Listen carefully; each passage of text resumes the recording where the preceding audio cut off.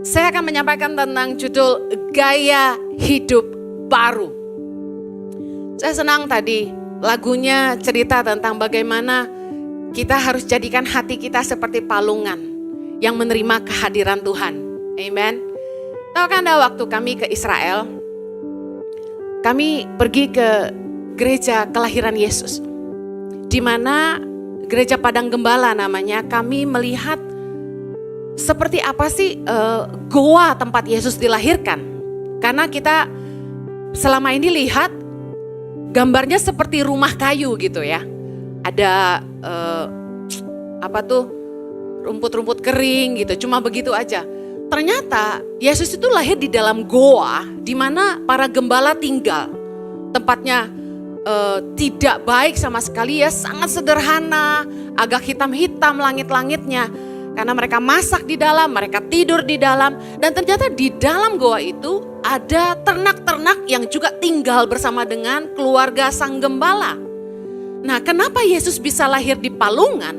Ternyata karena palungan itu tempat makan ternak. Apa yang saya mau bagikan dari kejadian ini? Tadi lagu itu bilang hati kita harus jadi palungan yang siap menerima kelahiran Tuhan.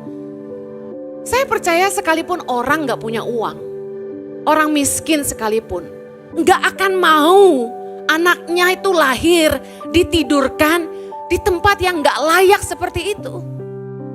Untuk manusia sekalipun, itu sangat tidak layak. Tapi dia Tuhan segala Tuhan, dia Raja segala Raja. Dia maha besar, maha kuasa, maha mulia. Dia bisa lahir di istana, tapi dia pilih lahir di kandang domba dan ditidurkan di palungan yang bahkan tidak layak buat manusia. Saya bersyukur kenyataan ini bicara buat kita. Hidupmu tidak layak seperti apapun, Tuhan mau lahir di hatimu. Hatimu yang hancur, hatimu yang penuh luka, pahit, hidupmu yang tidak layak sama sekali buat Tuhan. Kotor, penuh sampah. Mungkin hatimu penuh kejahatan. Yesus mau lahir di hatimu. Katakan amin. Mau enggak terima Yesus pagi hari ini? Katakan, aku mau Yesus lahir di hatiku.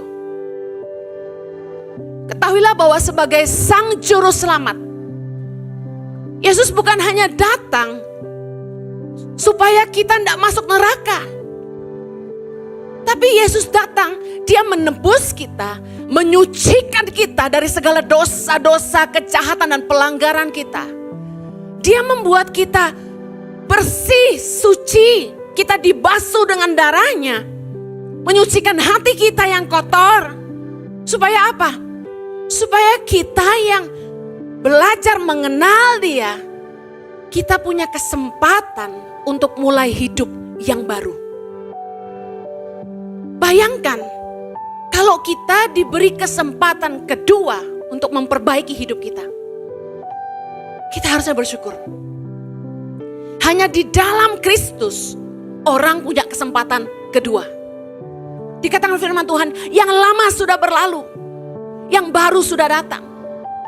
2 Korintus 5 ayat 17 berkata, jadi siapa yang ada di dalam Kristus, ia adalah ciptaan baru. Yang lama sudah berlalu, sesungguhnya yang baru sudah datang. Hidupmu yang rusak, yang cacat, penuh dengan kesalahan-kesalahan yang kita buat, kebodohan-kebodohan yang kita lakukan, keputusan-keputusan yang salah. Kadang-kadang kita salah ngomong aja, udah gak bisa ditarik balik. Hati orang yang terluka sulit diobati. Kalau kita lihat hidup kita yang kotor, kayaknya untuk jalan kembali, memulai kembali itu sulit. Betul gak? Apalagi lingkungan kita sudah mengenal siapa kita. Kalau Anda tinggal di desa lebih parah. Coba-coba hamil di luar nikah. Satu kali ada satu anak di Timor NTT. Dia hamil dengan laki-laki yang tidak bertanggung jawab. Dia takut orang sekampungnya tahu. Dia tidak pernah keluar, tidak pernah periksakan diri ke dokter. Dia tinggal di dalam rumah selama 9 bulan. Ketika dia mau melahirkan, mereka panggil dukun desa atau apa untuk bantu. Yang terjadi apa? Ibu dan anak tidak bisa diselamatkan. Kenapa kita takut keluar dari rumah ketika kita buat salah? Karena orang-orang pasti menghakimi kita. Di dalam Kristus, kita diberi kesempatan untuk hidup baru. Tuhan kasih kita identitas yang baru. Kita seperti berpindah kota, di mana tidak ada orang yang kenal kita. Mungkin di tempat asal kita, nama kita sudah cemar. Katakanlah orang sebut kita perempuan gampangan. Karena terkenal, suka ganti-ganti pacar. Piala bergilir, pacaran parah. Lalu kita pindah kota, di mana tidak ada orang kenal kita. We start fresh. Kita mulai lagi yang baru. Saya percaya orang ini akan berusaha create new identity. Di dalam Kristus, kita tidak perlu sampai harus lari kemana-mana untuk bikin identitas baru. Di dalam Dia kita dikasih kesempatan hidup baru. Dikatakan yang lama sudah berlalu. The problem is kita tidak mau hidup baru. Apa yang Yesus buat? Yesus kasih kita kesempatan start fresh. Mulai lagi dari awal. Start a new life, mulai lagi dari hidup yang baru. Tapi banyak orang Kristen enggak sungguh-sungguh bertobat. Padahal untuk sebuah kelahiran baru, lahir baru, itu harus dimaknai dengan lahirnya pribadi baru di dalam Kristus.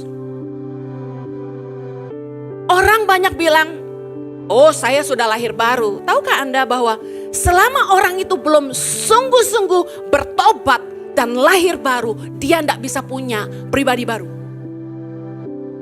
Mungkin dia ngalami Tuhan satu kali. Di jamaah Tuhan di gereja dia nangis, meler, ingat dia orang berdosa. Biasa Natal gitu. Tapi habis itu sepanjang tahun dia tidak menghidupi hidup yang baru.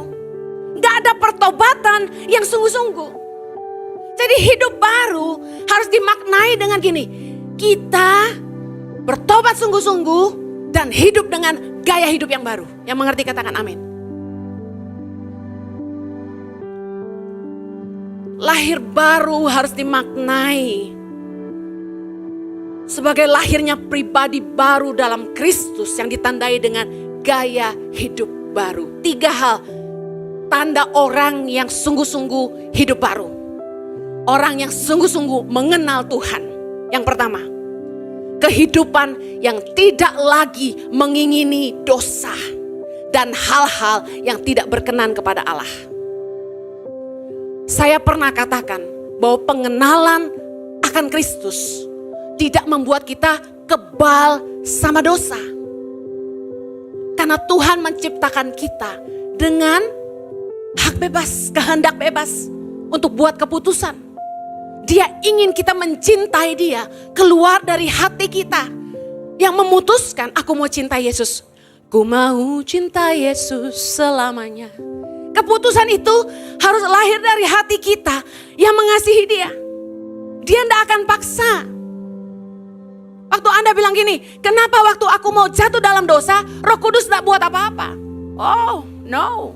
Waktu kita mau buat dosa, Roh Kudus ingatkan kita dengan suara yang sangat lembut di hati kita. Tapi kita sendiri yang menulikan telinga kita. Berkali-kali kita menolak hati nurani kita yang murni. Lalu kita tetap lakukan dan kita celaka. Tuhan ingin kita mengasihi Dia. Pengenalan akan Dia tidak membuat kita kebal dosa. Tapi orang yang sungguh-sungguh bertobat. Orang yang sungguh-sungguh Yesus lahir di hatinya. Dia tidak lagi mengingini dosa. Karena dia tahu pengenalan akan Tuhan. Pengampunan yang Dia berikan sangatlah berharga. Tuhan memberikan kepada kita mutiara yang sangat berharga.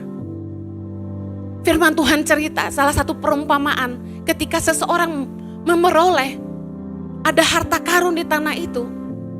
Dia jual segala miliknya demi bisa beli tanah itu. Karena dia tahu ada sesuatu yang berharga di tanah itu.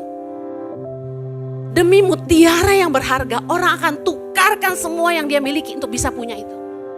Bicara soal kehidupan baru di dalam Tuhan. Pengampunan, lahir baru. Itu sesuatu yang sangat berharga. Dan banyak dari kita tidak menyadarinya. We wasted our life.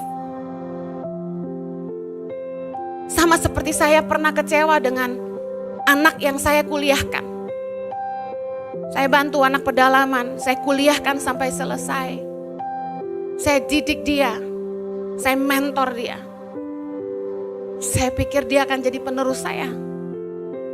Tapi yang ada, dia jahat sama saya.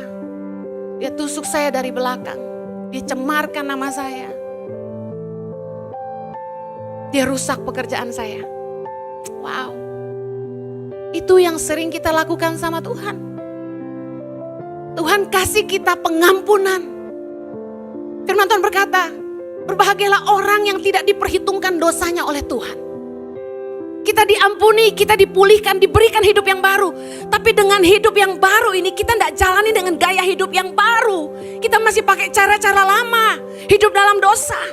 Roma 12 ayat 1 dan 2 bicara soal kita harusnya mempersembahkan tubuh kita sebagai persembahan yang hidup, yang kudus dan yang berkenan kepada Allah. Kita udah gak boleh serupa lagi dengan dunia ini. Waktu kita belum mengenal Allah, di dunia kita hidup sia-sia. Nipu itu biasa, selingkuh itu biasa, cerai itu biasa, menindas orang lemah itu biasa, menguntungkan diri sendiri dan mengorbankan orang lain itu biasa. Harusnya budaya hidup lama kita harus kita tinggal dan kita mulai hidup lagi dengan cara yang baru. Hargai kesempatan baru yang Tuhan kasih buat kita. Tadi saya bilang bahwa pengenalan akan Kristus tidak membuat kita kebal akan dosa. Berarti kita masih bisa buat dosa? Bisa. Kalaupun jatuh di dalam dosa, kalaupun jatuh, bukan menikmati, tapi menyesali dan frustasi.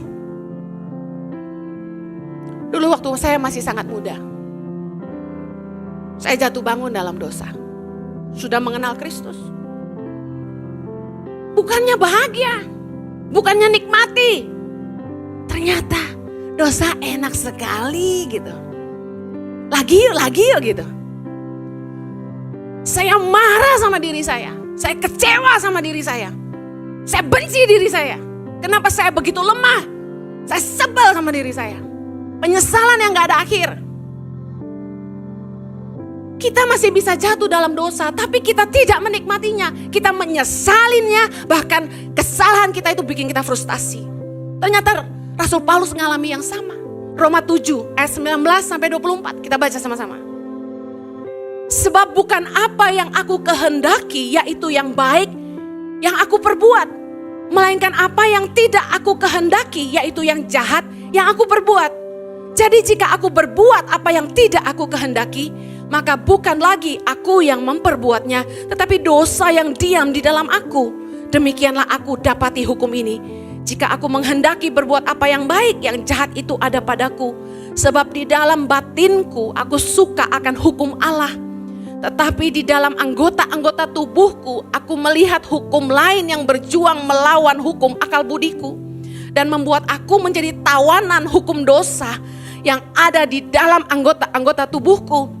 Aku manusia celaka. Siapakah yang akan melepaskan aku dari tubuh maut ini? Rasul Paulus ngalami seperti kita, susahnya ngelawan daging kita ini. Frustasi, kita tidak mau hidup dalam dosa, tapi kita jatuh lagi.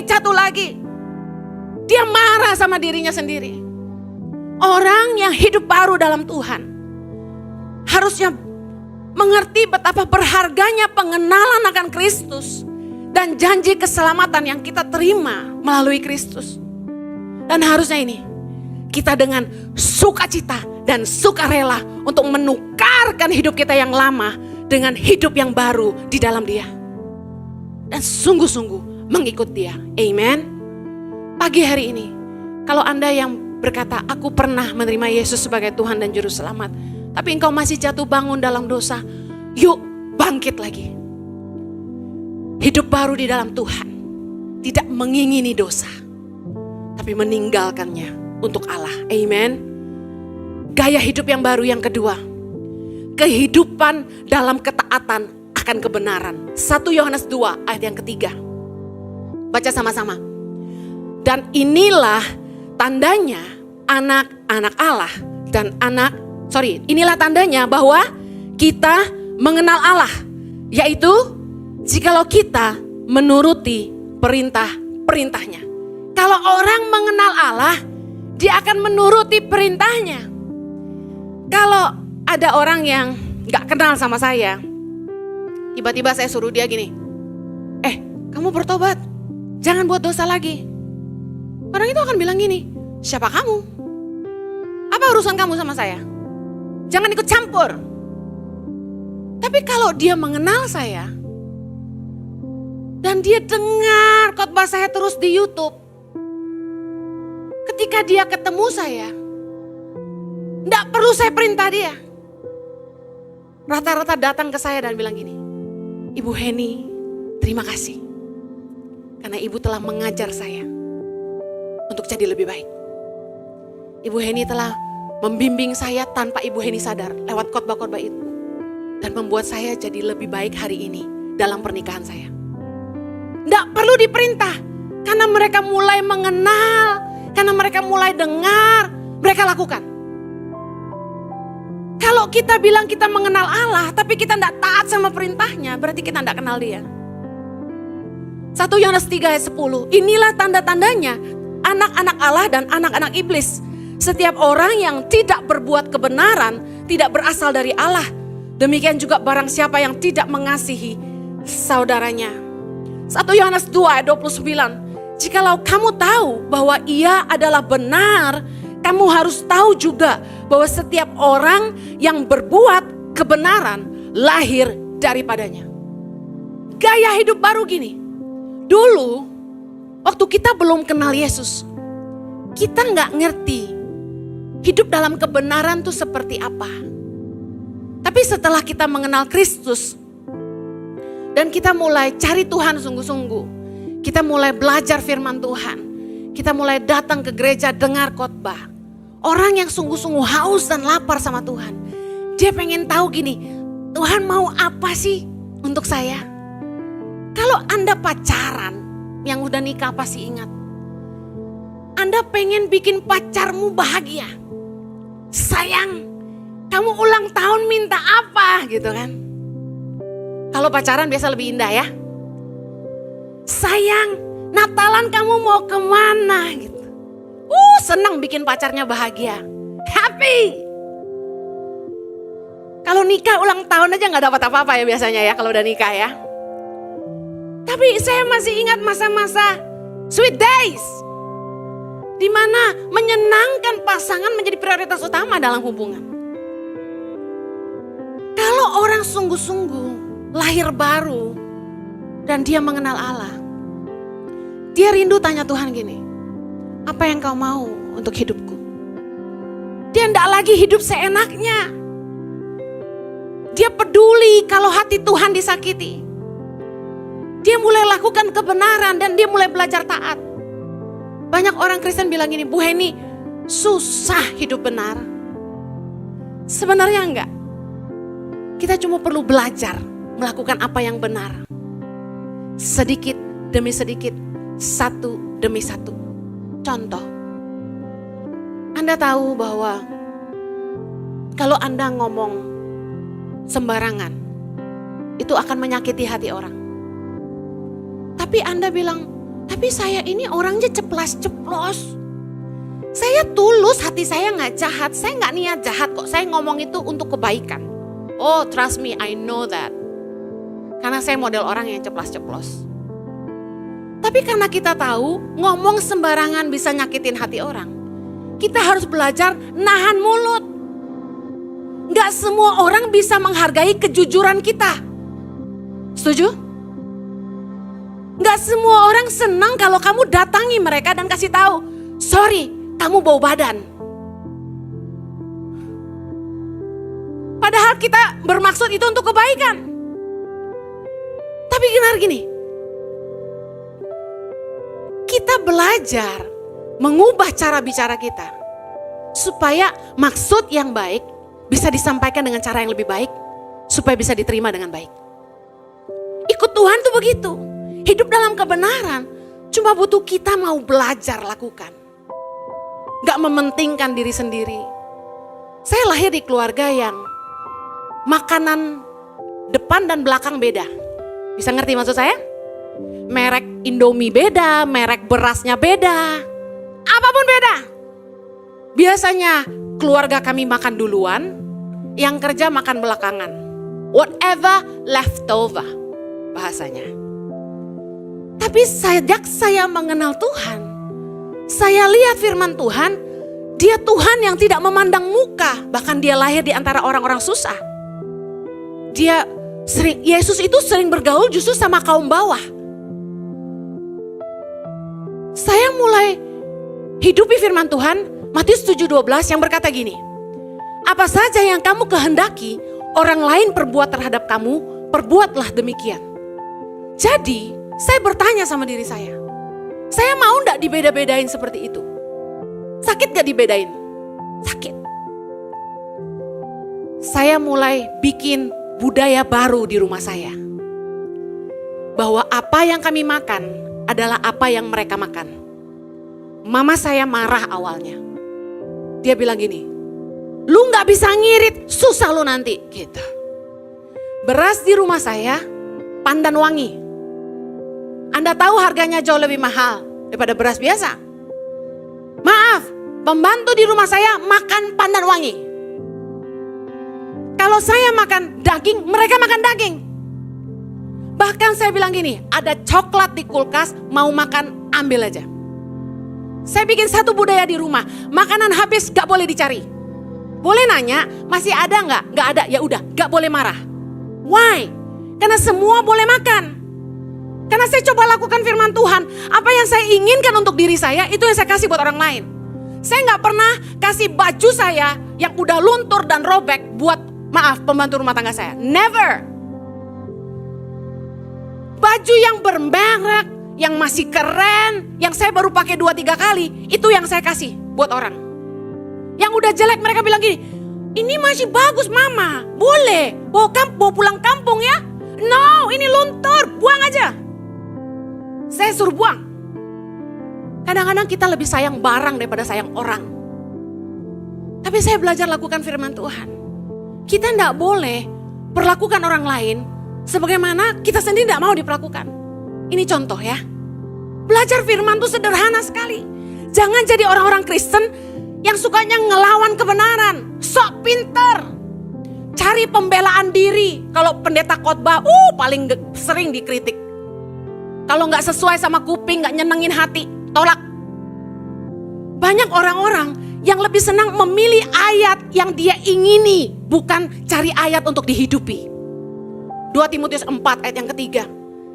Karena akan datang waktunya, orang tidak dapat lagi menerima ajaran sehat, tetapi mereka akan mengumpulkan guru-guru menurut kehendaknya untuk memuaskan keinginan telinganya. Bayangin, cari pengkhotbah yang lucu, yang ibadah itu gak ngantuk, kita ketawa dari awal sampai akhir. Cari pendeta yang menghibur, yang nyanyi terus dari awal sampai akhir. Ting neng neng neng neng neng gitu ya. Kita boleh senang ketawa, kata anak-anak saya, mama kalau khotbah campur aduk. Ada tegangnya dimarahin, ada lucunya katanya gitu. Tapi saya tidak bermaksud mengentertain. Saya ingin firman Tuhan dimengerti supaya bisa dihidupi. Buat apa dengar khotbah kalau tidak bisa ngerti dan Anda tidak hidupi? Firman itu menjadi manusia. Dia datang. Yesus adalah firman yang jadi manusia. Bicara soal apa? Firman itu harus kita hidupi jadi daging. Dunia bisa lihat firman itu lewat hidup kita. Yang mengerti katakan amin. Yang terakhir, lahir baru Lewat gaya hidup baru dimaknai dengan yang ketiga, hidup dalam kasih. Natal gak berarti kalau kasih gak lahir di hati. Amen. 1 Yohanes 3 ayat 14. Baca sama-sama. Kita tahu bahwa kita sudah berpindah dari dalam maut ke dalam hidup. Yaitu karena kita mengasihi saudara kita. Barang siapa tidak mengasihi, ia tetap di dalam maut. Baca lagi 1 Yohanes 4 ayat 7. Saudara-saudaraku yang kekasih, marilah kita saling mengasihi, sebab kasih itu berasal dari Allah. Dan setiap orang yang mengasihi lahir dari Allah dan mengenal Allah. Barang siapa tidak mengasihi, ia tidak mengenal Allah, sebab Allah adalah kasih. Bukankah karena kasihnya yang begitu besar, Yesus datang ke dunia ini supaya kita yang harusnya binasa beroleh hidup yang kekal? Katakan amin. Kehadiran Yesus di hati kita ditandai dengan adanya kasih di hati kita. Saya suka love dalam bahasa Indonesia. Kasih. Nerjemahinnya jadi gampang. Tanda orang mengasihi. Dia selalu memberi. Karena begitu besar kasih Allah akan dunia ini. Dia mengaruniakan anaknya yang tunggal. Supaya kita yang percaya kepadanya tidak binasa, melainkan beroleh hidup yang kekal. Kasih selalu ditandai dengan memberi. Giving. Kasih itu membuat kita gak mementingkan diri sendiri. Gak cari aman buat diri sendiri, gak cari selamat buat diri sendiri, gak cari kaya hanya buat diri sendiri. Semalam saya khotbah tentang Yohanes 10 ayat 10, orang sering pakai ayat ini untuk menandakan bahwa kalau ikut Tuhan itu harus kaya raya. Padahal Yesus datang ke dunia dimulai dari padang gembala dalam goa yang sangat-sangat sederhana, tertidur di palungan yang sangat-sangat tidak ada harganya. Berkontradiksi dengan pandangan dunia yang dimana dia raja segala raja, kenapa tidak lahir di istana? Mengartikan gini, kalau Anda tidak kaya raya bukan berarti Yesus tidak cinta. Kalau Anda tidak bisa hidup dalam kemewahan, bukan berarti dia tidak menjawab doa. Apa yang jadi ukuran dunia ini tidak boleh jadi ukuran kita. Ini tandanya bahwa kita mengenal Allah, bahwa ada kasih di hati kita. Kita tidak mentingin diri sendiri. Overflow. Yohanes 10 ayat 10 berkata bahwa Yesus datang dalam hidup kita. Memberi kita hidup. Dan hidup yang berkelimpahan dalam bahasa aslinya tuh overflow. Sampai tumpah. Tumpah buat orang lain. Tumpah buat orang-orang di sekitar kita. Tumpah. Apakah hari ini kamu punya kasih? Apakah hidupmu tumpah buat orang lain? Oh ya, saya gaji pegawai saya banyak, Bu. No, they work for you, that's why you have to pay them. Kalau orang itu bekerja untuk Anda lalu mereka bayar mereka, itu bukan kasih, itu kewajiban. Bisa enggak kasih, just give, tanpa mengharapkan apapun? Kasih itu enggak mengharap kembali, kata lagunya. Kasih ibu kepada beta, tak terhingga sepanjang masa, hanya memberi, tak harap kembali. Which is true, right? Meskipun banyak orang tua yang ngidupin anaknya buat jaminan masa tuanya. Tapi kebenaran firman Tuhan. Firman Tuhan berkata, orang tualah yang harus mengumpulkan harta buat anak-anaknya, bukan anak buat orang tua. Anak bukan jaminan hari tua. Bagi saya, selama hidup jadi berkat, mati pun jadi berkat. Jangan jadi beban. Mumpung Anda masih usia produktif Bapak Ibu, bikin investasi yang bisa menghidupi Anda secara pasif. Udah tua, anak udah kawin semua, kita gak nyusahin mereka. Kalau kita dipanggil Tuhan, yang kita tinggalkan harta. Karena firman Tuhan berkata, orang baik meninggalkan warisan buat anak cucunya. Amen, bukan ninggalin utang. Kasih selalu memberi. Saya mau tutup dengan ini. Jemaat mula-mula punya gaya hidup kasih. Kisah Rasul 2 ayat 44-46, kita baca sama-sama. Mari kita belajar dari mereka. Dan semua orang yang telah menjadi percaya tetap bersatu. Dan segala kepunyaan mereka adalah kepunyaan bersama. Dan selalu ada dari mereka yang menjual harta miliknya, lalu membagi-bagikannya kepada semua orang sesuai dengan keperluan masing-masing. Ayat 46, dengan bertekun dan dengan sehati mereka berkumpul tiap-tiap hari dalam bait Allah. Mereka memecahkan roti di rumah masing-masing secara bergilir, makan bersama-sama dengan gembira dan tulus hati. Ini ciri-ciri orang yang setelah menjadi percaya, mereka hidup dalam kasih. Enggak ada kepentingan diri sendiri. Di dalam kasih ada pengertian dan penerimaan.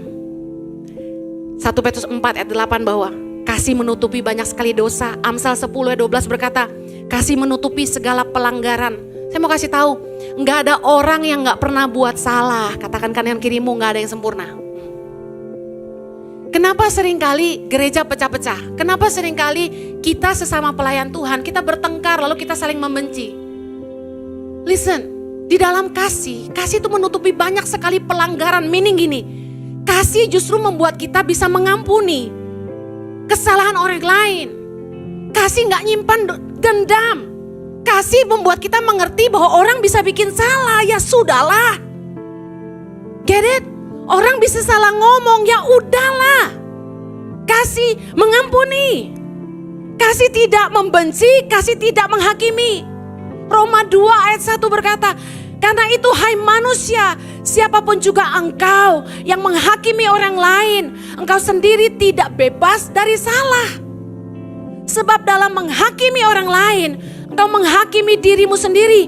Karena engkau yang menghakimi orang lain melakukan hal-hal yang sama. Siapa di sini yang gak pernah buat salah? Angkat tangannya. Gak pernah buat salah sepanjang tahun 2022, angkat tangan. Tapi bukankah kita sering cari kesalahan orang lain? Bukankah fokus kita kepada kelemahan orang lain? Kenapa suami istri bisa bertengkar? Karena fokusnya kekurangan. Fokusnya selalu kepada masalah. Kamu begini sih, kamu begini sih. Kenapa gak bisa belajar nerima? Waktu kita masih pacaran, kita suka coklat, es krim coklat. Tapi karena dia suka vanila, kita bilang, saya suka. Dari dulu kita udah beda, tapi karena cinta semua terasa sama.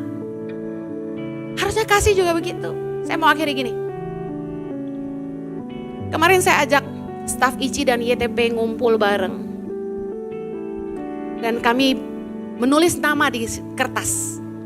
Ya, Henny Kristianus. Lalu kami putar kertas itu. Semua harus menuliskan secara jujur pujian dan masukan, plus and minus di kertas itu tentang pribadi yang namanya di kertas itu. Tujuannya supaya saling membangun, tahun depan kami mau jadi lebih baik. Diputarlah semua kertas itu. Saya juga nulis untuk beberapa staf. Ada orang yang membuat saya sulit untuk tulis negatifnya dia apa karena menurut saya dia luar biasa. Lalu ada orang-orang yang lebih hebat mikirin negatifnya daripada positifnya. Justru saya kesulitan nulis negatifnya. Kemudian waktu itu diputar, lalu kembali kertas saya ke saya baca.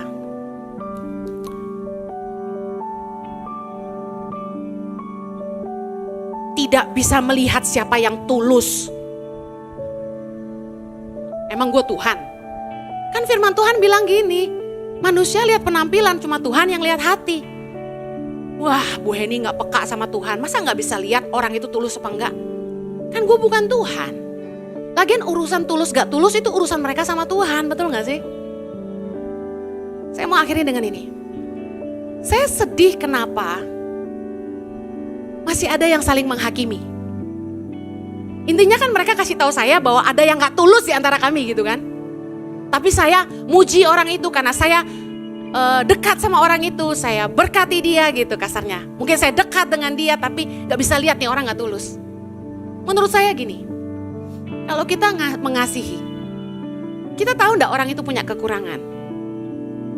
Tapi kasih menutupi banyak pelanggaran. Saya belajar gini, saya sendiri enggak sempurna, saya banyak salah. Oke, waktu habis, oke. Saya sendiri enggak sempurna, saya banyak salah. Karena itu saya sadar sekali orang lain juga bisa bikin salah dan saya selalu ingin mengampuni semuanya. Dan saya percaya Tuhan yang datang buat kita, Dia kasih kita kesempatan hidup yang baru. Kita semua juga harus kasih kesempatan yang sama buat orang lain juga. Yang mau katakan amin. Amin, mari kita berdoa. Bapa di sorga, terima kasih karena Engkau datang ke dunia ini dan memberi kami hidup yang baru, kesempatan yang baru Tuhan. Tolong kami supaya hidup baru kami ini, kami jalani dengan sebijaksana mungkin. Kami tidak lagi mengingini dosa dan hal-hal yang tidak berkenan kepada Allah. Kami tidak hidup lagi dalam pelanggaran, tapi kami hidup dalam kebenaran. Dan kami belajar hidup di dalam kasih. Karena Natal gak berarti tanpa kasih di hati kami. Terima kasih Tuhan, berkati semua yang mendengarkan firman-Mu. Biarlah setiap kami dimampukan untuk hidup bernadi dalam Tuhan. Di dalam nama Yesus kami berdoa. Amen. Merry Christmas. Have a blessed day.